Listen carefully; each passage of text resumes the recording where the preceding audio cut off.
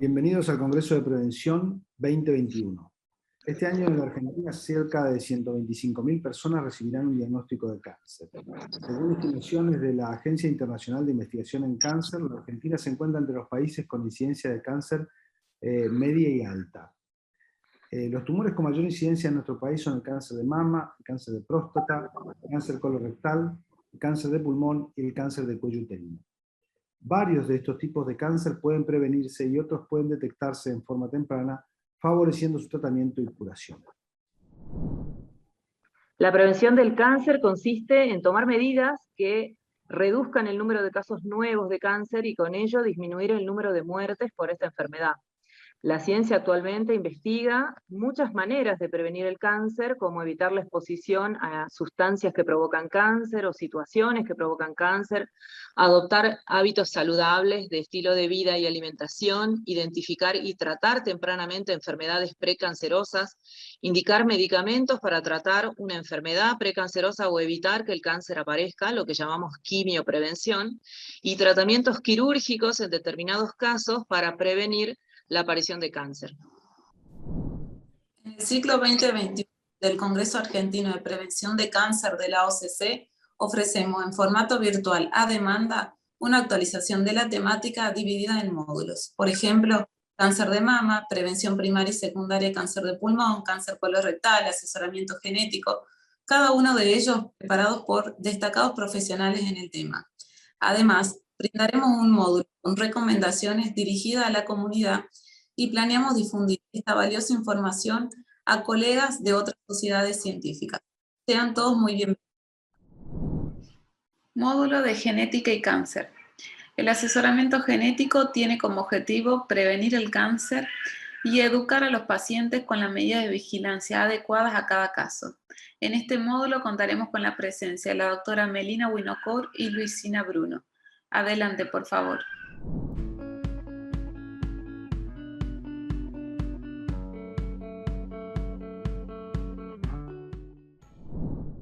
Bueno, hola, ¿qué tal? Mi nombre es Melina Winocourt.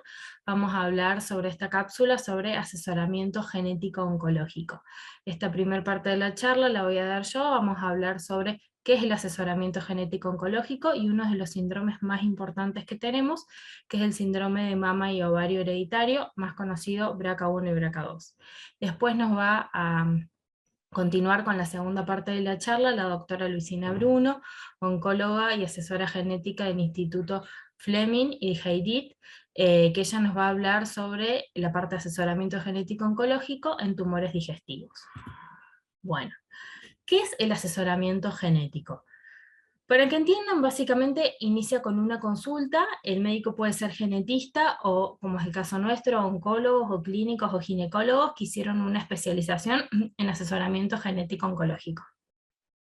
El asesoramiento genético oncológico cuenta con una primer parte, pretest, donde conocemos al paciente, hacemos lo que se llama familigrama o árbol genealógico, vemos la motivación, las expectativas, y vemos si podemos encajarlo dentro de algún síndrome clínico, una sospecha de algún síndrome clínico, y ver qué genes le deberíamos solicitar o qué genes deberíamos testear. Después hacemos como un cálculo empírico sobre qué probabilidades tiene esa persona de padecer una mutación genética, y si cumple los criterios le hacemos la solicitud del test.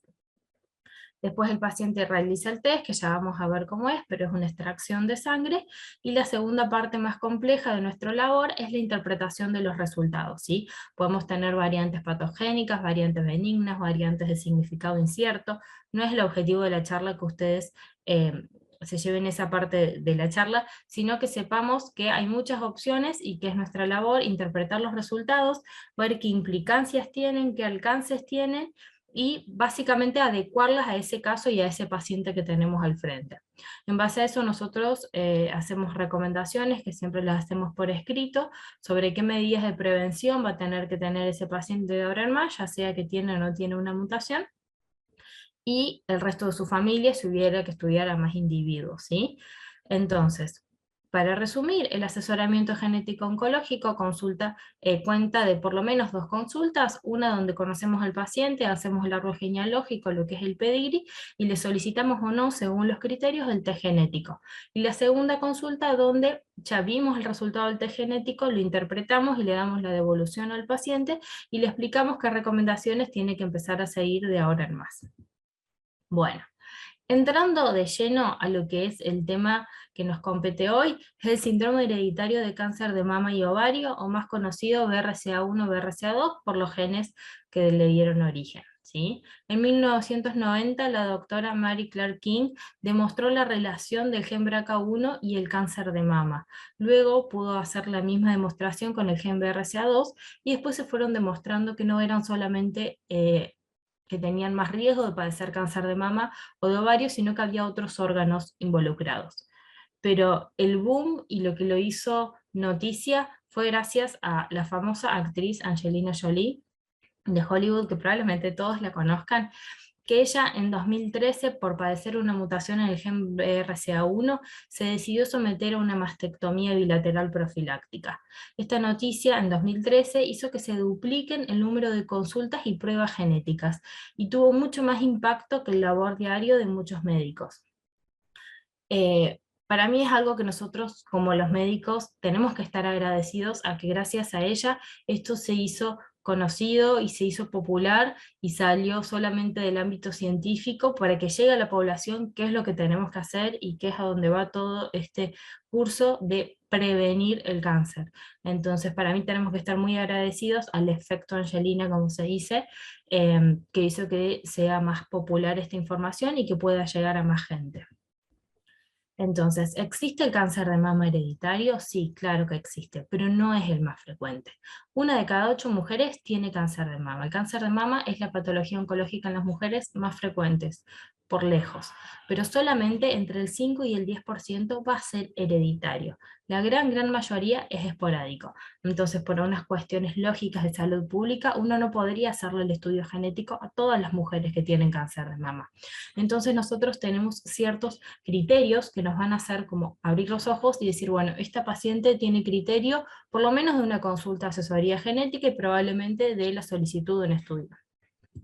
Y mi idea de esta clase es que ustedes se lleven estos pequeños ítems, esto es súper reducido, son los criterios mínimos que tiene que tener, hay otros criterios que se pueden discutir más, pero la idea es por lo menos que se lleven estos criterios básicos de cuándo deberíamos derivar a la paciente a un asesor genético, ¿sí? Paciente con cáncer de mama, que es lo que estamos hablando ahora.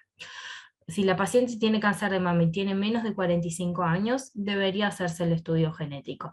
No importa la inmunistoquímica que tenga, no importa si es luminal, si es triple negativo, si es HER2, si tiene 45 años o menos, amerita hacer el estudio genético. O si tiene cáncer de mama triple negativo, pero tiene menos de 60 años, ¿sí? En los triple negativos subimos la edad de corte. O si es un hombre con cáncer de mama, o si tiene cáncer de mama bilateral o 2 tumores en la misma mama, también son criterios mínimos por los cuales uno ya debería mandarlo a un asesor genético. Y es muy importante, y algo que a veces nos olvidamos de preguntar, la ascendencia de esa paciente. Si tiene ascendencia judía askenazi, nos importa porque en este tipo de población tiene mayor prevalencia las mutaciones en los genes BRCA1 y BRCA2. De hecho, hay 3 mutaciones fundadoras de estos genes que son predominantemente en esta población, y 1 de cada 40 personas de ascendencia judía askenazi tiene una mutación fundadora. Entonces es muy importante cuando tenemos una paciente al frente acordarnos de preguntar qué ascendencia tiene. Y a lo mejor uno dice, bueno, mi paciente ya tuvo el cáncer de mama. Bueno, nos sirve para saber porque hay otros órganos que están implicados, no es solamente el cáncer de mama.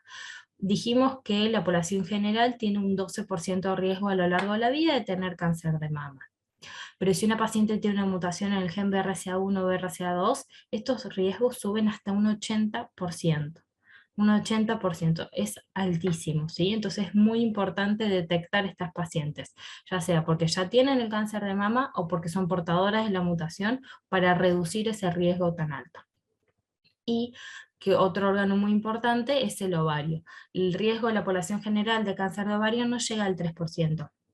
Pero miren cómo aumenta cuando tenemos mutaciones en los genes BRCA1 y BRCA2 que pueden llegar hasta el 60%. 60% en una patología que muchos de ustedes saben que no es fácil de tratar y que tiene un pronóstico muy complicado. Entonces es importante que sepamos estos números para tomar medidas preventivas de vigilancia o reductoras de riesgo para tratar de bajar estos números y que no lleguen a tener este 60% de riesgo de tener cáncer de ovario. Y como hablamos recién, no solo afecta a la mama y al ovario. Entonces, importante es que tengamos en mente qué otros órganos tenemos que estar atentos y tenemos que preguntar por familiares con cáncer en otros órganos, no solo mama y ovario. ¿Y cuáles son esos órganos? Páncreas, piel con melanoma y próstata. El riesgo de cáncer de páncreas va a depender mucho de los antecedentes heredofamiliares, pero puede rondar hasta el 10%, y es más común en las mutaciones BRCA2. De piel, del melanoma, el riesgo absoluto es hasta el 5%, y próstata, miren, obviamente, depende de los antecedentes heredofamiliares, pero puede llegar hasta un 60 o un 70% de riesgo de cáncer de próstata, y no es algo que estemos acostumbrados a hablarlo. Así que también es importante saber si un varón padece una mutación en estos genes. Principalmente es BRCA2, y tienen peor pronóstico que los pacientes con cáncer de próstata que no tienen la mutación. Y normalmente se desarrolla a edades más tempranas el cáncer de próstata en los pacientes con mutaciones que los que no tienen mutaciones. Y bueno, ya está. Descubrimos que nuestro paciente, por ejemplo, tiene una mutación en el gen BRCA1 y tiene o no tiene cáncer todavía. ¿Qué estrategias o preventivas o vigilancia les vamos a ofrecer? Con respecto a la mama, tenemos dos opciones para ofrecerles. Ambas estrategias reducen la mortalidad por cáncer de mama, así que nos podemos sentir tranquilos ofreciendo cualquiera de las dos opciones. ¿Y cuáles son? Cirugía reductora de riesgo, que tenemos la mastectomía bilateral. Puede ser con o sin conservación de areola y pezón. Esta cirugía reduce el riesgo cerca de un 90 o un 95%, el riesgo de aparición de cáncer de mama. Y si no, tenemos la opción de control por imágenes, ¿sí? Pero van a ser un control mucho más estricto, no como la población general con una mamografía al año. Acá hacemos resonancia magnética y mamografía, alternamos cada 6 meses una y la otra, desde los 25 o 30 años, según la edad que se desarrolló el cáncer más temprano en esa familia. Entonces, pasando en limpio, tenemos dos opciones con respecto a la mama: o la cirugía, o el control cada 6 meses con estudios de alta complejidad. ¿Y qué hacemos con los ovarios? Bueno, con los ovarios no tenemos tantas opciones, no tenemos un buen método de imágenes como la resonancia magnética o la mamografía para las mamas, desgraciadamente no. Cuando por ecografía vemos algo en el ovario, normalmente ya es tarde. La indicación es la salpingo o forectomía bilateral, o sea, la cirugía. ¿Cuándo? Desde los 35-40 años para BRCA1 y desde los 40-45 años para portadores de mutaciones en BRCA2.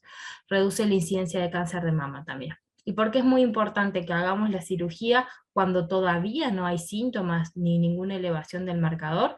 Porque miren lo que dice ahí. Se han encontrado hasta un 10%, casi del 4 o 9% de carcinomas ginecológicos ocultos en las anatomías patológicas en las pacientes con mutaciones BRCA que fueron a la cirugía profiláctica, o sea, pacientes que estaban completamente asintomáticas, que tenían esas mutaciones y que cuando llegaron sus 35 o 40 años hicieron la cirugía. Aún así, a casi un 10% de esas pacientes ya tenían un carcinoma oculto.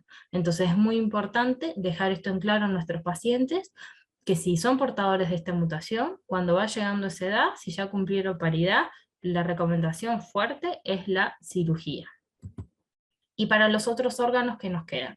Para el cáncer de páncreas, esto es discutido, esta indicación, si bien no hay un método de screening de cáncer de páncreas, cuando uno tiene muchos antecedentes heredofamiliares, y no solamente tenemos la mutación en el BRCA, sino tenemos en la familia gente que ha tenido cáncer de páncreas o edades tempranas, lo que hacemos es control con resonancia magnética, una específica que sea colangiopancreática, una vez al año, ¿sí? Pero, de nuevo, depende de los antecedentes puntuales de esa familia. Para la piel, control con el dermatólogo una vez al año, no se negocia, y la reducción de la exposición UV con el protector solar. Y para el cáncer de próstata lo que hacemos es control con el PSA, que es el antígeno, y el tacto rectal desde los 40 años, ¿sí? Esas son las estrategias indicadas para la vigilancia de los otros órganos en pacientes con mutaciones en los genes BRCA1 y BRCA2.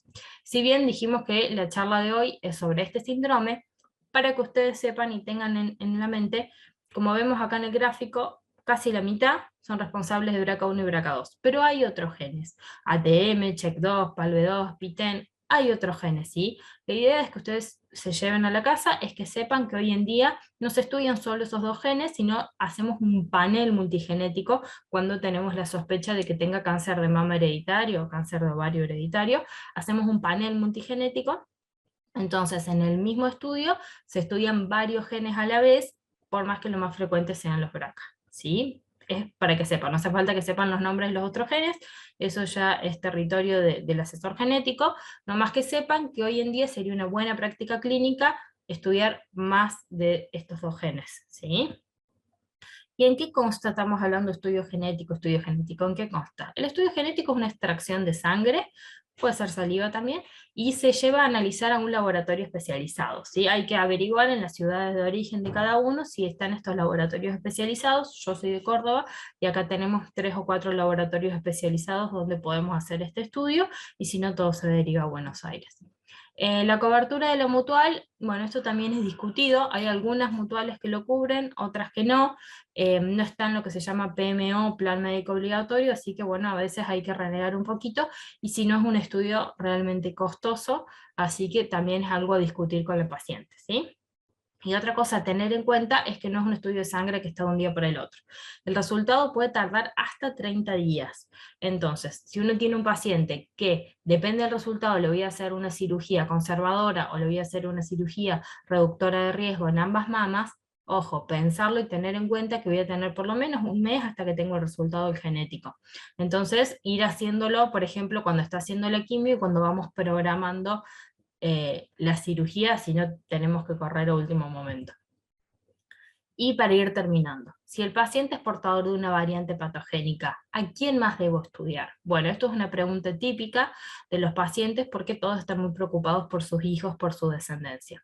Como las mutaciones en estos genes son de herencia autosómica dominante, ¿qué significa esto? Que el 50% de sus hijos tienen un 50% de probabilidades de poseer la mutación, ¿sí? Y cada hijo 50% independiente del resultado del hermano. O sea, puede ser que todos los hijos tengan la mutación, la mitad sí, la mitad no, ningún hijo tenga la mutación, es 50% en cada embarazo, ¿sí? Entonces es una pregunta típica que te hacen los pacientes, es eso, es como es autosómica dominante, 50% de probabilidades en todos los familiares de primer grado, o sea, los hijos, los hermanos, y después hay que ver los padres, porque tenemos que ver la segregación.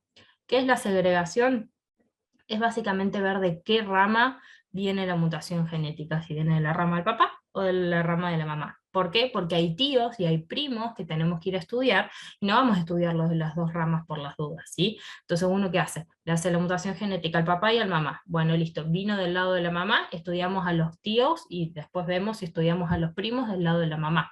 Si vino del lado del papá, del otro lado, ¿sí? Entonces eso se llama segregación, ver de qué lado de la rama de la familia apareció la mutación genética, y eso nos permite ir estudiando a otros individuos en la familia.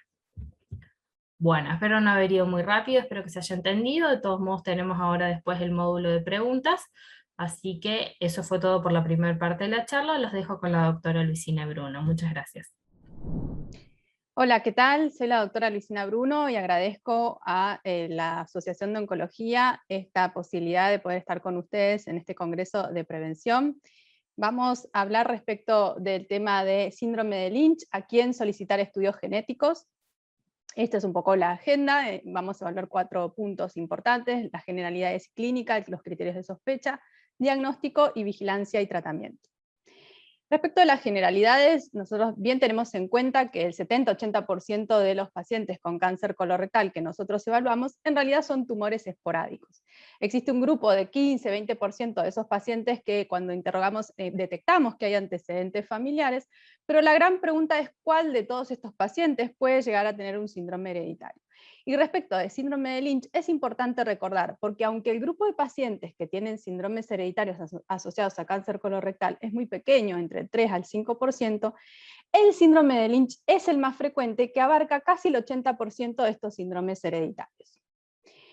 Tiene una clínica característica y es que los pacientes que tienen de base este síndrome de predisposición pueden tener una alta chance de tener cáncer colorectal a lo largo de la vida. Puede exceder el 70% de chance de tener cáncer colorectal.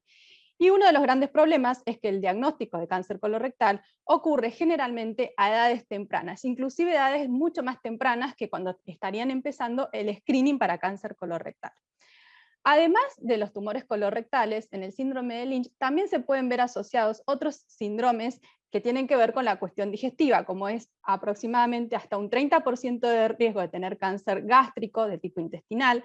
También se asocia a cáncer pancreatobiliar en menos frecuencia y en mucho menos frecuencia a, a cáncer colorectal, a cáncer del intestino delgado. Perdón. En mujeres es importante tener en cuenta que puede asociarse a tumores ginecológicos, y uno de ellos es con alta frecuencia, que es el cáncer de endometrio, generalmente de tipo endometroide. Puede afectar hasta un 70% de las pacientes portadoras de síndrome de Lynch, y muchas veces ocurre como una neoplasia centinela.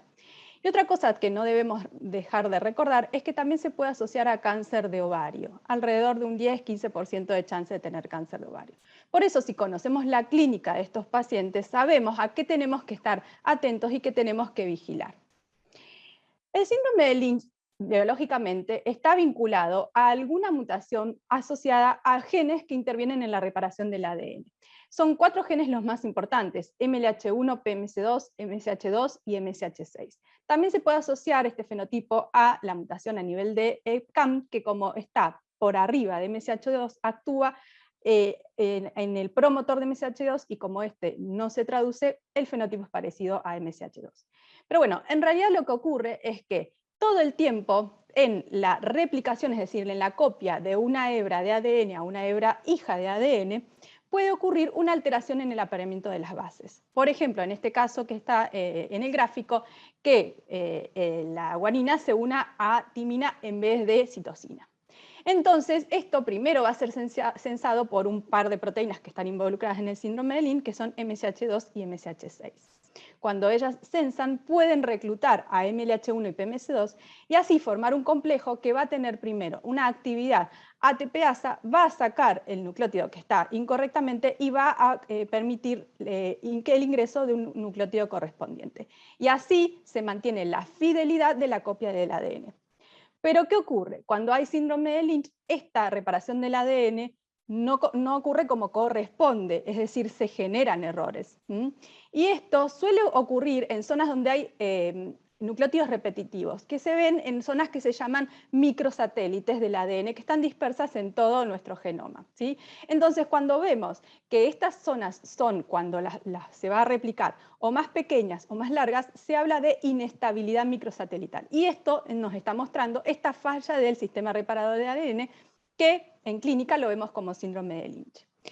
El síndrome de Lynch, y hacemos honor al doctor Henry Lynch en esta foto, tiene además un fenotipo que se puede identificar si estamos atentos. Por ejemplo, se ven cáncer colorectal a edades más jóvenes, es decir, más tempranos. Generalmente puede ocurrir más de un diagnóstico o coocurrir con una lesión similar, como es, por ejemplo, un adenoma de alto grado, ¿sí? Suelen estar a nivel más derecho, aunque no es exclusivo, por eso se habla de proximales, y lo que tiene es que, como conocemos de fondo qué es lo que ocurre, que es este sistema reparador, podemos medir el sistema reparador a través del cribado molecular, es decir, a través de algunas técnicas que nos permitan acercar a ver si estos pacientes tienen de fondo este fenotipo molecular. Y por supuesto, poder llegar a hacer esto tempranamente nos va a permitir evitar segundos tumores en los pacientes que ya tuvieron un primer diagnóstico y evitar el cáncer colorectal y los tumores asociados en sus familiares sanos. Podemos identificarlos a través de ciertos criterios que por convención nos permiten estar atentos de esto. Los criterios primero fueron muy restrictivos. Los criterios de Ámsterdam nos decían que teníamos que ver en una familia 3 generaciones afectadas, que una persona de las afectadas sea menor de 50 años y familiar de primer grado de las otras 2.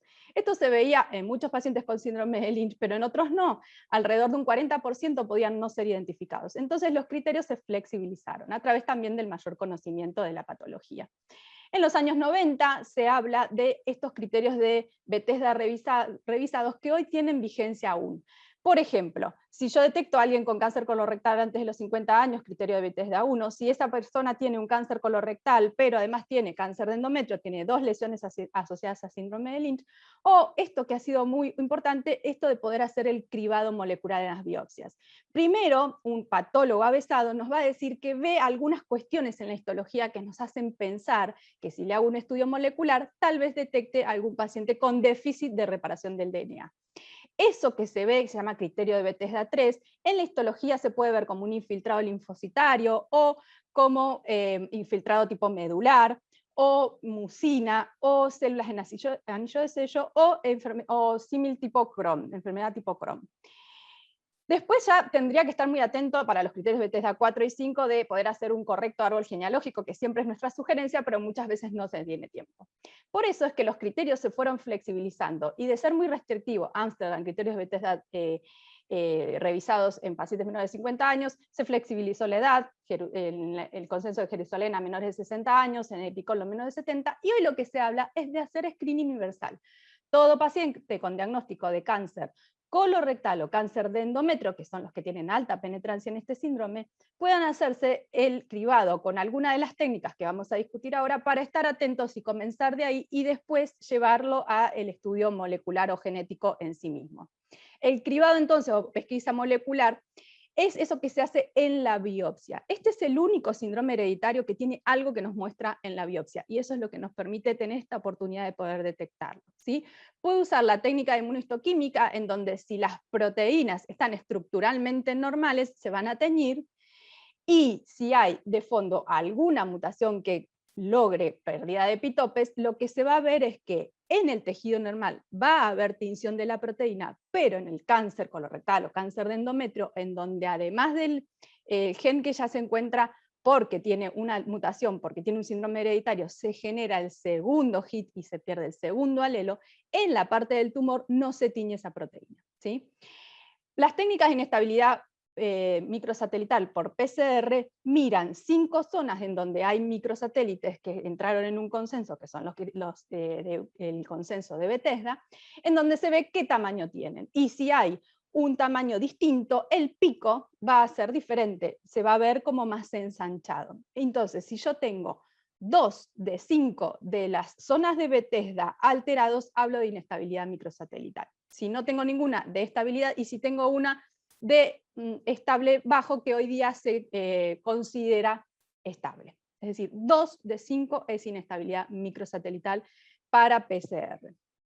Entonces, lo que les conté hace un rato, tratamos de, para ser más flexible y detectar más pacientes, y también de la mano de ayudarnos con esto del cribado molecular con técnicas relativamente poco costosas, poder chequear a todos los pacientes con cáncer colorectal al momento del diagnóstico, en la cirugía o en la colonoscopía, a los pacientes con cáncer de endometrio, y entonces poder dividir las aguas en 2 grandes grupos de pacientes. Aquellos que tienen por ejemplo, si hablamos de inmunohistoquímica, las 4 proteínas que se encuentran expresadas, es decir, que tienen proficiente el sistema reparador del DNA, las 4 proteínas expresadas, o hay un déficit de alguna de las proteínas, el sistema reparador es deficiente, y a partir de ahí empezar a estudiar más estos pacientes. Si lo que hay de deficiencia es en MLH1 y PMC2, tengo que recordar que existe una situación esporádica, adquirida muy frecuente, que es la mutación de BRAF. Entonces voy a arrancar por ahí. Evalúo BRAF primero en la biopsia, y si hay una mutación ya hablo de un tumor esporádico. Generalmente esto es así, salvo que me llame mucho la atención esa familia, tengo una edad de inicio muy temprano, tenga antecedentes previos potencialmente vinculables, porque la superposición entre BRAF y Lynch en general suelen ser mutuamente excluyentes, aunque hubo 2 o 3 reportes en la literatura, por lo cual la clínica nunca se pierde. Pero si vemos BRAF B606, lo más probable es que se trate de una situación adquirida. Entonces el algoritmo del cribado universal ahí termina. Ahora, si BRAF está wild type, yo tengo que recuperar esa situación de pensar que se puede tratar de un paciente con déficit de MMR porque tiene síndrome de Lynch, y a ese paciente es al que selecciono para el estudio genético molecular germinal específico. A los pacientes que en la biopsia yo detecte déficit de MSH2 o MSH6, es muy probable que de fondo en realidad se trate de síndrome de Lynch, aunque existen situaciones esporádicas infrecuentes, pero es muy probable que se trate de síndrome de Lynch y lo derivo a asesoramiento genético para el estudio germinal. Y con los proficientes, en general se va a tratar de pacientes con tumores esporádicos, pero igual tengo que estar atento y no dejar de mirar la edad y si tiene antecedentes familiares que también debería evaluar, porque puede pasar que la mutación vinculada al síndrome de Lynch no sea tan grosera como para que me haga perder estructura proteica. Pero de todas formas son muy pocos los pacientes que entran dentro de este grupo de proficientes con síndrome de Lynch. Esto ya fue evaluado y es costo efectivo. Entonces, a pesar de que parece que voy a tener que estudiar una gran población, en realidad yo termino seleccionando muy pocas personas que tienen que ir a asesoramiento genético y a estudio germinal, que es mucho más costoso. Entonces, los pasos diagnósticos para síndrome de Lynch es, por supuesto, siempre tener en cuenta y recordar la clínica y considerar en mi institución cuáles van a ser los criterios que yo voy a tomar. Si voy a tomar criterios restrictivos de Ámsterdam, que hoy día ya se han dejado en desuso por esto que se pierden pacientes para detección, o voy a utilizar alguno de los criterios más flexibles, la recomendación hoy día es el estudio de screening universal con cribado molecular en la biopsia, ¿sí? Después, entonces, una vez que tengo estos pacientes con déficit de MMR o inestabilidad microsatelital, que utilicé las técnicas que recién comentamos, paso al tercer paso, que es decidir si vamos a pedir la secuenciación completa de esos genes, o hoy día, porque los precios se han equiparado, pedir un panel multigenético que de paso me permite ver algunos diagnósticos diferenciales. Si ocurre que en mi familia yo ya detecté que un paciente es portador de síndrome de Lynch, por supuesto ya voy a hacer el rastreo en los familiares sanos y voy a buscar la mutación puntual.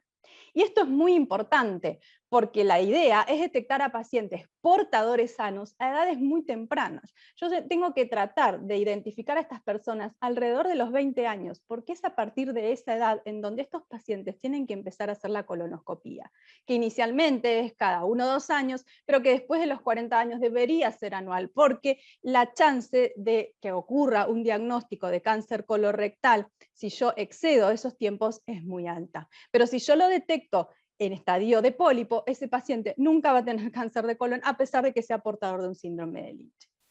La utilidad de la colonoscopía está bien demostrada y es hasta ahora la estrategia que permite mejorar la sobrevida global de estos pacientes.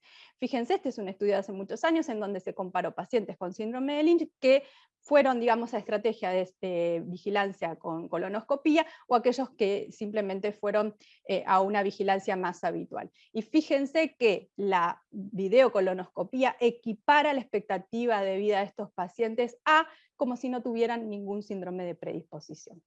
Es importante, y por eso también está esta diapositiva, que tenemos que recordar que aunque un paciente haya tenido un diagnóstico de cáncer colorectal, si tuvo un diagnóstico de un cáncer curable, si tiene síndrome de Lynch, es importante identificarlo porque puede ser un segundo tumor, un tumor metacrónico de cáncer colorectal, y que esto es acumulable llegando a valores muy altos a lo largo de la vida, ¿sí? Entonces, si ocurrieron 10 años del diagnóstico, tengo casi un 15% de presentar un segundo tumor, pero si ocurrieron alrededor de 20 años del diagnóstico, la chance de un segundo tumor es altísima, 40%. Es decir, nunca dejar de hacer vigilancia a los pacientes que tuvieron cáncer colorectal y tuvieron un síndrome de Lynch.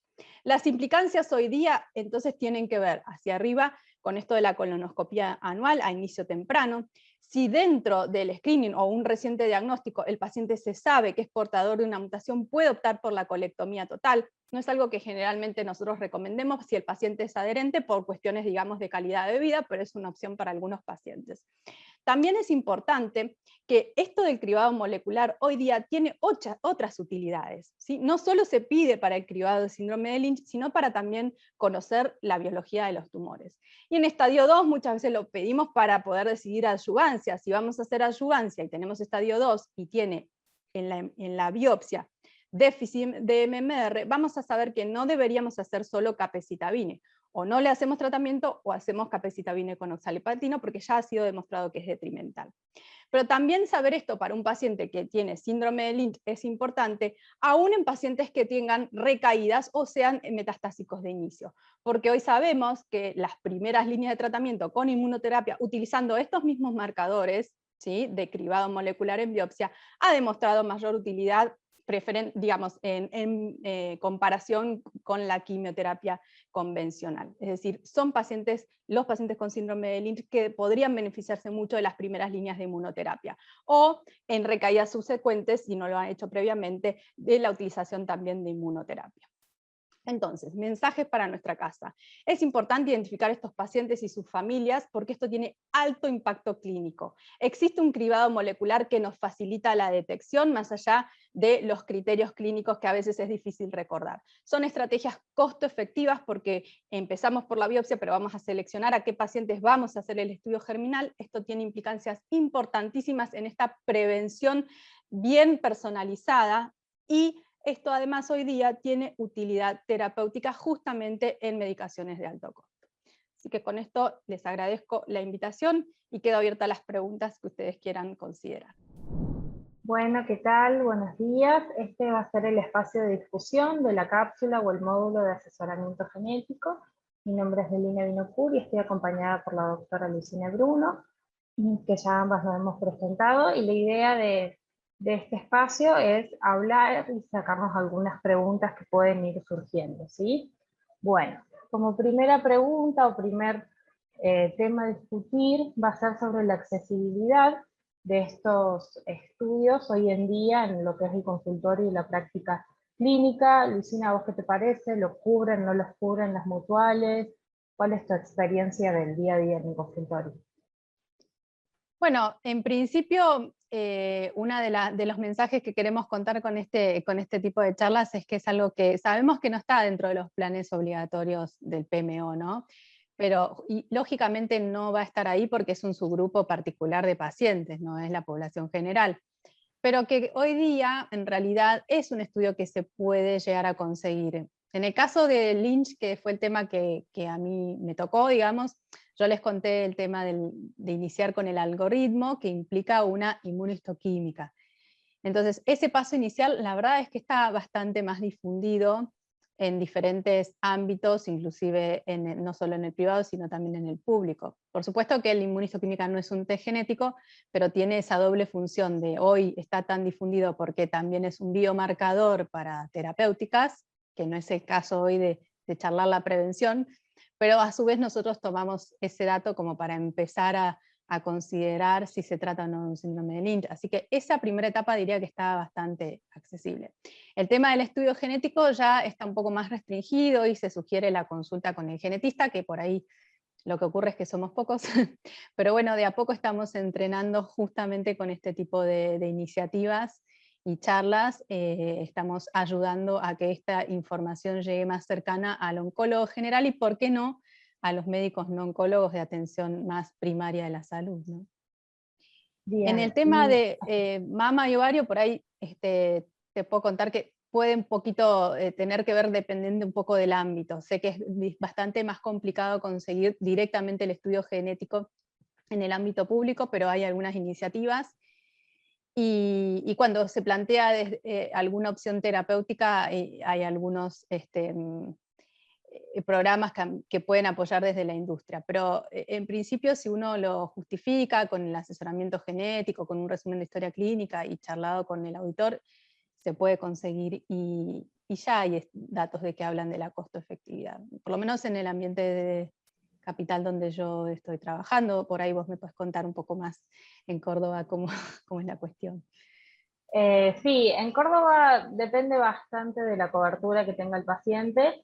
Ya hay algunas coberturas, como bueno, algunas prepagas que sí lo cubren, obviamente con la justificación correspondiente, cuando el paciente tiene criterio, y hay otras coberturas que ya directamente al paciente desgraciadamente le decimos que ya sabemos que va a tener que ser de vía particular. Pero de todos modos está también bueno aclarar que la vía particular, cuando el paciente paga el 100% del estudio, tampoco son esos costos como se creía antes, Totalmente. que hablábamos de miles de dólares. Es un estudio, si bien costoso, no sale como un laboratorio común y corriente, son precios accesibles, muchos de los laboratorios son grandes laboratorios con métodos de pago, entonces modalidades de pago. Entonces, bueno, está bueno que sacarse como ese miedo de que son estudios súper costosos, que no hay forma de cubrirlos de manera particular, y bueno, tanto en Buenos Aires obviamente, pero acá en Córdoba Sí. también hay varios laboratorios grandes que los hacen y que bueno, es algo accesible, aun cuando la mutual no lo cubre. Sí, y una cosa que también está interesante, yo lo descubrí ahora en pandemia, por ahí está bueno mencionarlo también, es que, bueno, esto de la telemedicina, ¿no? De repente por ahí hay zonas en el país donde no hay asesores genéticos y se puede cubrir a través de una consulta de telemedicina, que la consulta con el asesor genético, evitándole el traslado al paciente y un montón de inconvenientes y gastos, ¿no? Pero a su vez también los laboratorios están ofreciendo eso de recibir el tubito de muestra sin tener que el paciente viajar, así que me parece que está cada día más accesible y es cuestión de tiempo de que los costos bajen y que esto sea realmente un poco más, más día a día para los pacientes. Y entrando un poco en lo que es la consulta del asesor genético, que por suerte se puede hacer perfectamente por telemedicina, porque Sí. es más parte hablada, a diferencia de otras consultas médicas donde necesitamos un examen físico. Si bien acá también es importante, pero se puede hacer gran parte de las consultas por vía de telemedicina. Es importante saber que se pueden formar en asesoría genética oncológica no solo oncólogos, sino clínicos, ginecólogos, gastroenterólogos. Luisina, ¿vos querés darnos un poquito tu experiencia, cómo fue tu formación? Sí, totalmente. Yo parto desde la oncología con un interés particular por verlo en la vida, digamos, diaria de mis pacientes, y esto de verlo en pacientes jóvenes, preguntarme el por qué. Y en particular, a mí me ayudó mucho poder formarme a través del Instituto Nacional del Cáncer con una beca de formación presencial en ese momento, que bueno, ahora se cortó un poco por la pandemia, pero se están hablando justamente de reformular la forma digamos, de entrenamiento de médicos a través de telemedicina. Así que ya te digo, creo que hasta hoy es más fácil tal vez que en ese momento que había que tomarse el tiempo presencial y dejar el consultorio y bueno, los que eran del interior viajar, etc. Así que el que esté interesado, más allá de esta charla y quiere profundizar, me parece que el lugar para hacerlo es a través del Instituto Nacional del Cáncer, la red de cáncer familiar, el programa de cáncer familiar, y Lina Núñez, que nos ha ayudado a todos en esta formación, ¿no es cierto? Sí, nos ha formado por lo menos nosotros dos, pero un montón más de profesionales que pertenecemos al RACAF, que es la red argentina. Y bueno, saber que nuestro espacio nos juntamos una vez al mes, con reuniones que se hacen con actualizaciones de tema, con discusión de casos, porque obviamente, como dijo Lucina, somos 2 en Córdoba, si no me equivoco, 10 en Buenos Aires como mucho. Son así contados los profesionales que nos dedicamos a esto, entonces es muy fácil que surjan casos fuera de lo común o que tengamos que discutir y necesitar opiniones de otros colegas. Entonces saber que hay un espacio que nos unimos una vez al mes. Ya antes de la pandemia era vía digital, así que éramos pioneros en Lo eso. dejamos, lo pudimos seguir por suerte. Sí, tal cual. Así que bueno, eso está bueno que sepan que existe este espacio y que muchas veces así nos seguimos formando y enterando y ayudándonos con casos. Y particularmente de los 2 síndromes que hemos hablado en las charlas que nos correspondieron, son, creo, los más frecuentes. O sea, la mayor parte, mira, te diría, no tengo un número estadístico, pero el 70-80% de mis consultas son de mama, ovario, sí. y el Sí, resto totalmente. es colon. Así que nos pareció interesante justamente hablar de estos 2 síndromes porque son los más frecuentes, por lo menos para que al resto de los médicos sepas que existen, que son autosómicos dominantes, saber el riesgo que puede tener el resto de la familia, y bueno, saber la importancia del asesoramiento genético y las adecuadas medidas de vigilancia o las cirugías reductoras de riesgo en algunos casos. Sí, yo digo que en esta era en donde, primero, ¿no? Los que somos un poquito más viejos, antes nos parecía que hablarle esto a un paciente, por ejemplo, que ya estaba enfermo, era como generarle todo una movilización y algo. Y hoy los mismos los pacientes son los que preguntan, están interesados, si no los derivan su médico se piden la consulta, pero porque tienen la información de que en algunos casos puede modificar su terapéutica, ¿no? Lo podemos plantear en las pacientes que de repente tienen un diagnóstico temprano de cáncer de mama y tienen por alguna razón que ir a neoadyuvancia y pueden plantearse la cirugía terapéutica más la reductora de riesgo, ¿no? Entonces, hay pacientes que demandan esto y nosotros tenemos que dar una respuesta, pero más allá de eso, esto de focalizarnos hoy en el Congreso de Prevención, saber que con un paciente que diagnostiquemos, más o menos en promedio va a haber 3 pacientes portadores sanos a los cuales todas esas medidas de prevención tan importantes, ¿no? Como plantearse una salpingoforectomía a cierta edad, que les prolonga la vida, entonces hace que la chance de que en una familia estas enfermedades disminuyan a 0 es altísima. Nosotros no podemos dejar hoy de utilizar este tipo digamos, de herramientas, ¿no? Entonces hablamos de esta medicina nueva de precisión que está genial en el tratamiento, ahora es esta prevención de precisión, que no podemos dejar pasar. No son todos los pacientes, por suerte, pero para esos pequeños grupos de pacientes les cambia mucho la vida. La sobrevida de los pacientes es diferente, ¿no? Un paciente con síndrome de Lynch que hace sus colonoscopías desde joven y lo sigue así toda su vida, un portador sano va a tener la misma expectativa de vida que cualquier persona, digamos, o sea, simplemente haciendo una colonoscopía. Por supuesto, adherencia, todo lo que sea, pero hay que plantearlo porque es lo que les cambia la vida a estos pacientes, lo que disminuye la incidencia de cáncer en esa familia, así que no podemos dejar hoy, es responsabilidad nuestra, no podemos dejar hoy de identificarlos.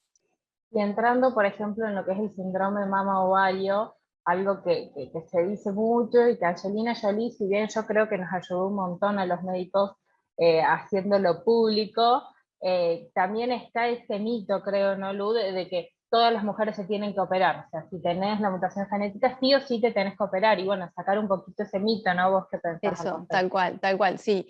Tener un test genético positivo para BRCA no es lo mismo que cirugía. No podemos plantearles a los pacientes que van a hacer el estudio genético porque si te da mutado te voy a operar. No es así. Esa es una de las chances. Por supuesto a nosotros nos interesa que no deje de poder tener esta discusión de que si quiere operarse las mamas pueda acceder, se lo cubra la prepaga, el sistema de salud, etcétera, que es todo otro tema. Pero no es lo mismo, ¿no? Ser portador de BRCA se puede controlar con resonancia y con mamografía. Algunas pacientes deciden eso. La sobrevida está equiparada, ¿sí?